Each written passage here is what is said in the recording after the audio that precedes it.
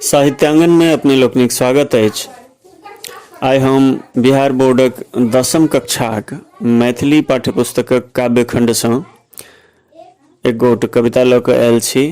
एहि कविताक शीर्षक अछि एडसक काल नाग। एकर कवि चंद्रभानु सिंह छथि। चंद्रभानु सिंहक जन्म दरभंगा जिलाक नदियामी गाम में भेल छनि और हिनक जन्म 1 मार्च 1922 को भेलनि। एखन ई सेवानिवृत्त भऽ कऽ अध्यापक पदसँ सेवानिवृत्त भऽ कऽ साहित्य सेवा करैत छथि।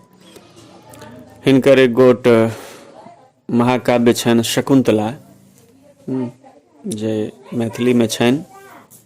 हिंदी में सेहो हिनकर कविता पोथी प्रकाशित छनि आ शकुंतला महाकाव्य पर हिनका साहित्य अकादमी पुरस्कार सेहो भेटल छनि। तऽ आउ हम सब एडसक काल नाग ई रचना बुझबाक प्रयास करी। कवि कहै छथि एडसक काल नाग उतरल छै, सिंधुक कतबय सँ घुसल, कतऽ सँ ढुकल स्वदेश में दिशा दिशा सँ गरजै छै। कवि एड्स के काल नाग जकाँ देखै छथिन और ई सिंधुक जे क्षेत्र छै, सिंधु घाटी सभ्यताक जे क्षेत्र छै, हमर जे देश अछि भारत देश, ताहि में पता नहीं कतऽ सँ ई प्रवेश कऽ गेल, अपना देश में स्वदेश में ई आबि गेल आ दिशा दिशा सँ गरजै छै। ई एड्सक जे काल नाग छै, जे मृत्यु बनि कऽ लोक के सिर पर मर्रा रहल छै, ओ सब दिशा में गरज रहल छै। आबै छै कंपायमान भूकंप आकि सागरक लहर, पारादीपक काल रात्रि की करगिल कर विकराल पहर, एटम बम सँ बढ़ि विभीषिका आइ मनुजकुल सिरजै छै। कवि कहै छथि जे कोनो भूकंप आबै जे धरती के कपा दे, आकि सागर में उठै वाला प्रचंड लहर होइ, अथवा कोनो पाराद्वीपक काल रात्रि होय, आकि करगिल युद्धक जे विभीषिका छलै, ओकर जे विकराल पहर छलै से होय। एहि सबसँ बढ़ि कऽ एटम बम सँ बढ़ि विभीषिका आइ मनुजकुल सिरजै छै। आइ मनुष्यक कुल, मनुष्यक वंश एहन चीज सिरज रहल छै, एहन चीज बना रहल छै, एहन पाप अपना सिर चढ़ा रहल छै, जकर विभीषिका एटम बम सँ सेहो बढ़ि कऽ छै, एकर प्रकोप सबसँ बढ़ि कऽ छै। एहन काल घटा मर्राइछ लोक अचेत पड़ल घर में, बुझि नहि पड़े मुसीबत केर ढब, संच मंच मरचर घर में, महादैत्य केर घ्राण सांस आ शोणित में घुसि कुचरै छै। कवि कहै छथि जे बुझाइ छै जेना काल घटा मर्रा रहल छै और लोक अपना अपना घर में अचेत पड़ल अछि, ओकरा चेतना नहीं छै, होश नहीं छै, ओ अचेत भऽ गेल अछि। बुझि नहीं पड़े मुसीबत केर ढब, ई केहन मुसीबत छै, कोन ढंगक मुसीबत छै, से लोक के समझ बूझ में नहीं आबि रहल छै।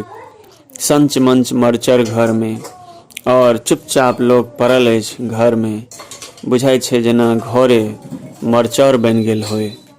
महादैत्य केर घ्राण सांस आ शोणित में घुसि कुचरै छै, जेना कोनो महादैत्य केर घ्राण लोकक सांस आ शोणित में प्रवेश कऽ गेल छै।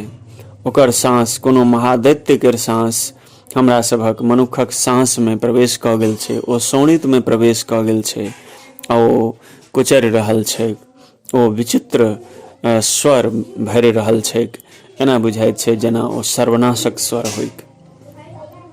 सिफलाहा सब परदेश जा जा पाप कमा घर में लाबे, ढाहे वंशक भीत कुटुम आ अपनहु घर बेबुझ घाले, छूतक रोग ग्रसय बाघिन सन अनदेखे दुख सिरजै छै।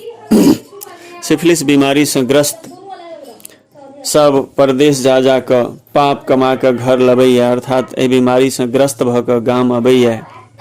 ओ अपन वंशक भीत ढाहैया, मतलब अपन वंशक नाश करैया, अपन कुटुंबक नाश करैया, अपन घर बर्बाद करैया, छूतक रोग ग्रसय बाघिन सन।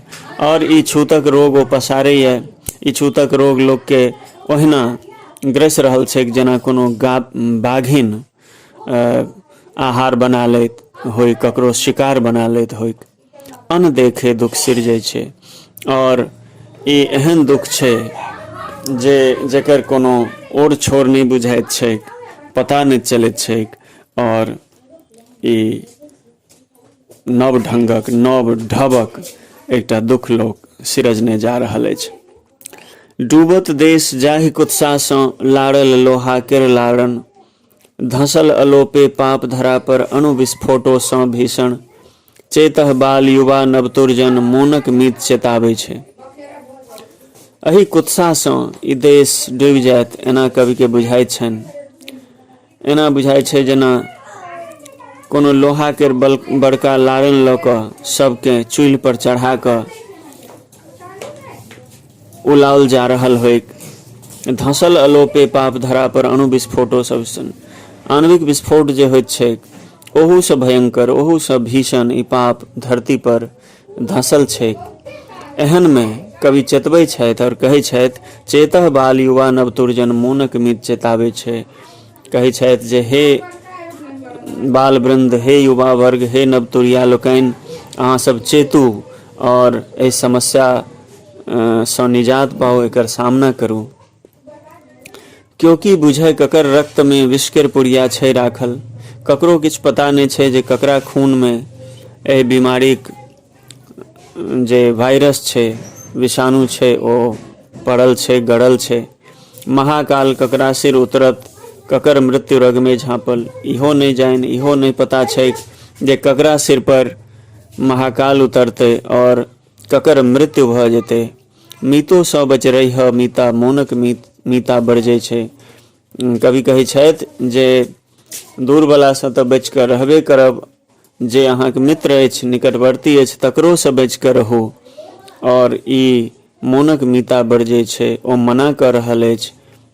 कवि मना करै छथि और कवि अपना आप के स्वयं के अहाँ के मोनक मीता कहै छथि। तऽ हुनकर गप मानियौ, एहन हुनक आग्रह छनि जाहिसँ ई देश, ई समाज बचत। हर बिर्रो मचि रहल देश में काल संकटक आगम सँ। देश में हरबिर्रो मचल अछि। ई जे काल रूपी संकट अछि, ई आयल अछि। जकरा में चरित्र केर बल छै सैह निडर भूखल यम सँ। यमराज एकदम भूखल छै, ओ लोक के संहार करे लेल बढ़ि रहल छै। मुदा वह बचि सकैया जकरा में चरित्रक बल होय। सहस्त्राब्द केर शुभारंभ में नर निर्घिन के लजबै छै। और ई सहस्त्राब्दिक जे शुभारंभ छै, मतलब 21वीं शताब्दीक जे शुभारंभ छै, ताहि में नर निर्घिन के लजबै छै।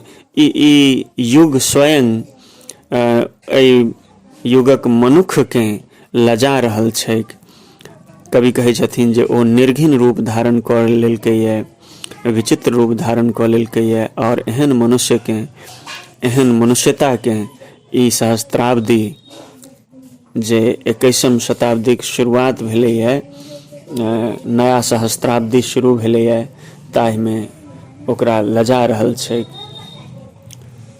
तऽ ई संपूर्ण कविता उद्बोधनात्मक छै और एहिमे एहि युगक जे एकटा लाइलाज बीमारी छै, एड्स, ताहि सँ बचबाक लेल चरित्र बल के गढ़बाक और चरित्र बल सँ काज लेबाक चेतौनी देल गेल अछि। हमरा लगैया अपने सभी कविता बुझि गेल हेबै और एहिना साहित्याङ्गन पर आबै वाला वीडियो सब देखैत रहू, सुनैत रहू और एकरा लाइक करू, शेयर करू, सब्सक्राइब करू। तऽ आजुक हेतु एतबे। बहुत बहुत धन्यवाद।